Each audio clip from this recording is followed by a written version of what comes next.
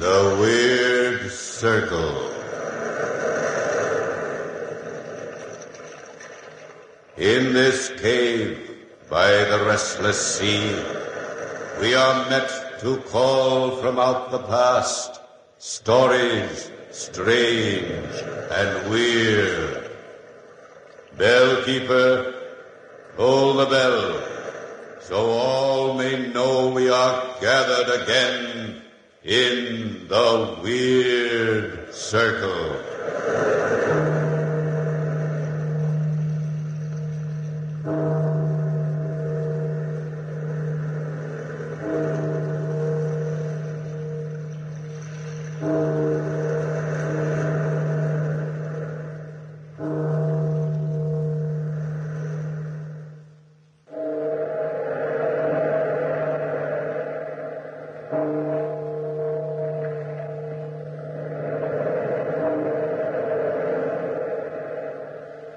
Out of the past, phantoms of a world gone by, speak again the immortal tale, the ghost's touch.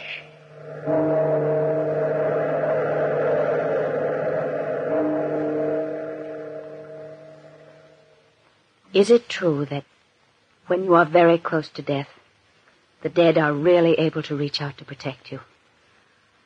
I don't know, but Ralph Zant and I had been married only a few months when he died. We had been so completely and deeply in love that the memory of the happiness we had found is a thing which will always dominate my life. Well, John Stevens, one of Ralph's best friends, had invited me to spend some time with him on the coast where he had a large house. It was in the town where I had first met Ralph. Mrs. Stewart, my housekeeper and companion, went with me, and Paul Weston, another of Ralph's closest friends, was also there. But he lived in his own house nearby. I had been enjoying my stay there immensely. John had not been with us much, but Mrs. Stewart and I enjoyed the park and the beach.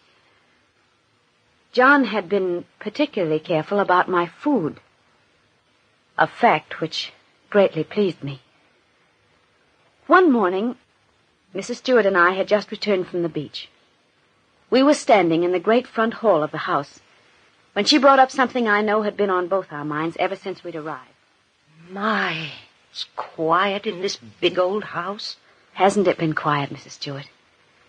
You know, I can remember when this was one of the liveliest houses in St. Anne's. And John was one of the jolliest men alive.